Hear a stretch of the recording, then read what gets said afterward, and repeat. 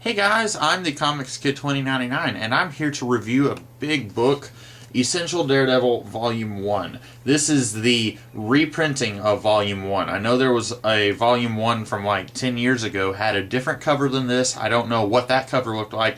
This printing is from 2013, I think. I don't know if they are planning on reprinting all of the volumes of this series. I know there's at least 6 essential volumes. I don't know if they're planning on doing reprints for all of them or just volume 1, but this is volume 1 and I'm going to be talking about it. It collects the first 25 issues of the first Daredevil series from 1964 till about 1966, I think. The first thing I want to say, usually I am much more of a story guy when I read comic books. I like art. There are some artists that I really like, and there are some artists that I really don't. But usually, art is secondary for me. I will look at it and I will say, yeah, I like that, or no, I don't really care for it. Or sometimes, most of the time even, I will say, okay, that's pretty good, but I wasn't really going to comment on it in any way. I didn't have anything good or bad to say about it. It's just kind of there. That's usually how the art is for me, and usually I'm paying much more attention to the story. I think this book is probably the first time where the art has been, in my opinion, more important than the story. Every issue here is written by Stan Lee except for 2 issues. There's one where he wrote like 6 pages, and then the rest of the issue is written by Denny O'Neil. If you've never heard of Denny O'Neil, he has had a hand in kind of reinventing most of the characters from DC Comics. In the late 60s, early 70s, he reinvented Superman, Batman, Wonder Woman. I think he wrote the Justice League for a while. He reinvented Green Lantern and Green Arrow. So he has kind of left his mark on the comic book world, if you will. And I didn't know that he was working at Marvel Comics in the 60s, or if I did, I had forgotten about it. So Denny O'Neil wrote almost an issue of this, and then there was one issue that was written by one of the artists, Wally Wood. Other than that, Stan Lee wrote everything here. Now I'm going to go ahead and say, I don't think Stan Lee is the best writer. I think he is capable of being a very good writer. In fact, if you look at everything from the Marvel Silver Age of comics, most of it was written by Stan Lee. I think part of the reason that in this particular case I wasn't really blown away by Stan Lee's writing is because he was writing everything else at Marvel at the time. You had like 6 or 7 different series going on at one time. I think anyone, even the best writer in the world, if they are having to write 6 or 7 different series, they are going to fall flat on their face on at least one of those series. And I think in the case of Stan Lee, basically everything was kinda not good except for Spider-Man and the Fantastic Four. That means everything that Stan Lee was doing on the Avengers, Daredevil, Iron Man, the X-Men, all of that stuff was just kinda him doing stuff. He wasn't doing exceptionally bad writing, but he wasn't really doing great writing like he was on the Fantastic Four or Spider-Man. I would say Daredevil probably falls on the lower end of the stuff that he was doing at the time. A lot of this stuff, if you're just looking at it from a story perspective, it's not the best. Now, I also want to say, if you have come to know Daredevil as he is over the last 40 years, and you see Daredevil as a dark, grim crusader of the night, this is definitely probably not going to be for you. The Daredevil of these 25 issues is a jolly, wisecracking, swashbuckling character. He is nothing like the Daredevil that has been the Daredevil for the last 30 or 40 years. Basically, since Frank Miller got a hold of the character in the 1970s. Now, admittedly, recently, for the last 4-ish years, Mark Waid has kind of been changing that perception of Daredevil. He has been writing Daredevil as being much more of a lighthearted character. I haven't read any of that, but I have heard several people say, yeah, it's a lot more closer to what the Silver Age Daredevil was, while it doesn't ignore the last 30 years of the dark, grim, and gritty Daredevil. Now, I'm very interested to read that, and someday I will. I'll get to that in a minute. But right now I want to say, if you prefer Daredevil being really dark, grim, and gritty, this book is probably not going to be for you. In a lot of ways, this feels like Stan Lee is just kind of writing Spider-Man light. There's one particular issue where it seems like every single panel of a page, Daredevil is coming up with some wisecracky quip against somebody. And it's like, dude, you can lighten up a little bit on the witty banter. We don't have to have that much of it. And it especially becomes apparent when Daredevil fights Spider-Man for 2 issues. I don't really need a second Spider-Man when I can just go and read Spider-Man. Now, I don't necessarily need this to be the dark Frank Miller Daredevil, especially when it's in the 1960s, and that would be a little ridiculous to expect that in the 1960s, when overall Marvel Comics in the 60s was very lighthearted, and it was nothing like what Daredevil would eventually be in the 70s and 80s. However, I don't think it is too ridiculous to expect Daredevil to be a different kind of character than what Spider-Man was, and ultimately, if you read this, you're definitely going to get a Spider-Man-y type vibe from Daredevil. But I want to get back to the art real quick. This book has an amazing assortment of artists. Like I said, usually I will look at art and I will say, yeah, I like it, or no, I don't, and that's really all I have to say. This book, I think the art is better than the writing. Like I've said, Stan Lee, he couldn't be perfect on every title that he was on. That's why some books like Daredevil or Iron Man or whatever, when Stan Lee was writing them, they were just kind of there, and it wasn't until later writers like Roy Thomas got a hold of some of these characters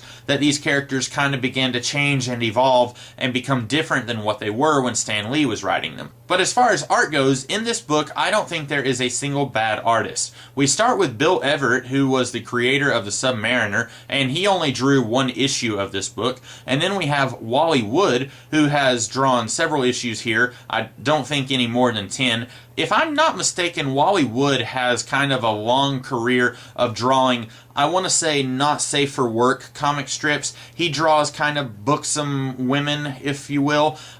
He drew several issues here. And honestly, he's a pretty good artist. He's very versatile, because if you look at what he is known for drawing, and then you look at what he drew here, you really wouldn't be able to tell, oh, okay, that's Wally Wood, definitely. He is very good at kind of disguising his style, the well-known style that he is known for having. And then after Wally Wood, I think we have 2 issues of Jack Kirby, and then we have a couple of issues of John Romita Sr., and then I don't think John Romita Sr. actually wanted to draw Daredevil. I think he was just kind of told, yeah, you need to draw this for a couple of issues until we can find a permanent guy. And then we get Gene Colan, or Gene Colan. I'm not sure how to pronounce his name. It's C-O-L-A-N, and he is well known for drawing Daredevil. Now, unfortunately, that man passed away a few years ago, but his art here is phenomenal. Whenever I heard that he had passed away, I had never read any of his artwork, or anything with his artwork, rather, but I was seeing a lot of his art posted online, and I was like, yeah, that was pretty good. When I'm reading it here in person on the page, I'm much more invested in his art. I don't know what it is, but when I'm looking at a page that he drew on the internet,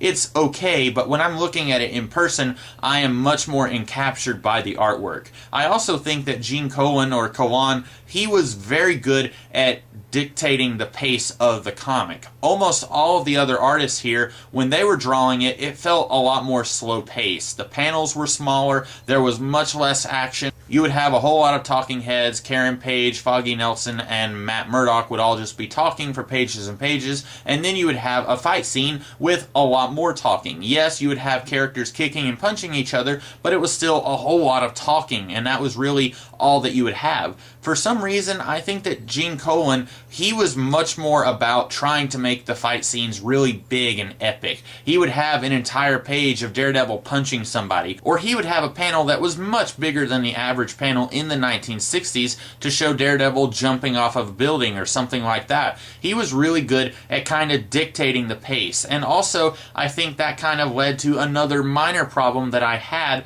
with this book. When you have a much faster paced story, often you're not able to fit as much story into a single issue. When Gene Colan jumped on this book, I feel like we had a whole lot more to be continued here, where you would have a complete story that ordinarily under a different artist would have been completed within the span of one issue, but because Gene Colan is drawing bigger and longer fight scenes that take up more room, a single story that would have happened under one issue would now happen across 2 issues. And that's not as big of a problem here as it is in the modern day, where a single story might take 12 parts or something like that.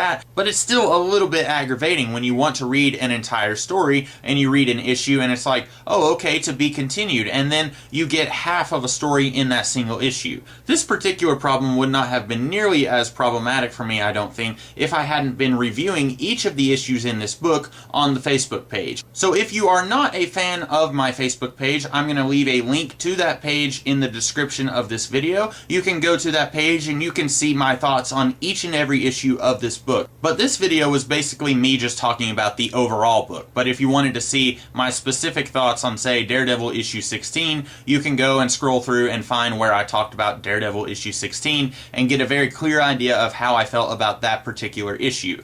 Overall, though, I think this is a book that you should probably check out. If you have only come to know Daredevil as the dark, grim, and gritty kind of crusader of the night, but you are willing to see him be treated as a different kind of character, this is definitely a book that I think you should check out. It's definitely a different kind of Daredevil than what you're used to, and I would say about half of the stories here are pretty good. All of the art is good. So if you are the exact opposite of me, if you are the kind of person who prefers art over story, you are probably really going to love this because all of the art here is just gorgeous. And if you do prefer story over art, I still think you're probably going to really love the art here. And like I said, half of the stories here are pretty good. Half of them, well, I would still say go check out my Facebook page to see specifically the problems that I had with some of the stories here. And that's about all that I have to say here. I am now done with the first 25 issues of Daredevil. I want to keep reading Daredevil. For those of you who do not know, I have talked about this in a few of my videos in the past. I have a huge Daredevil pile of books behind me in the bottom shelf of that bookshelf. Now I am going to slowly start going through all of those books. First, I need to wait and get Essential Daredevil Volume 2 in the mail. I don't have it yet, but when I do, I will read it. And then I will start reading all of the Essential Daredevil books that I have and don't have, so I'll have to order some more. And then I will start getting to the Daredevil pile, which is this big, huge pile of like 30 Daredevil trade paperbacks. I want to read them all in chronological order. I have never read Daredevil before I started reading this. Actually, I had read like 3 issues of Daredevil over my entire life. So this was the most Daredevil that I had ever read, and I do intend to keep going, so I am very interested to see how this journey of mine progresses. So that shelf right there behind me that is about a third of the way empty, that is going to be the Daredevil shelf, and when I'm done with this video, I'm going to put this book on that shelf. And then once I read Essential Volume 2, I will put it on the shelf, etc. You know how that works. So anyway, that's about all that I have to say here. I hope that you guys enjoyed this video. If you did, be sure to like, share, comment, and subscribe. And also, if you did not like this video, tell me in the comments below what I can do to improve this channel and this particular video. If there's something that you did not like about it, tell me. And then in the future, I can maybe try and learn from my mistakes. I hope that you guys did like the video, though. And I will be back tomorrow with some other kind of video. So until then, I will see you guys later. Have a great day.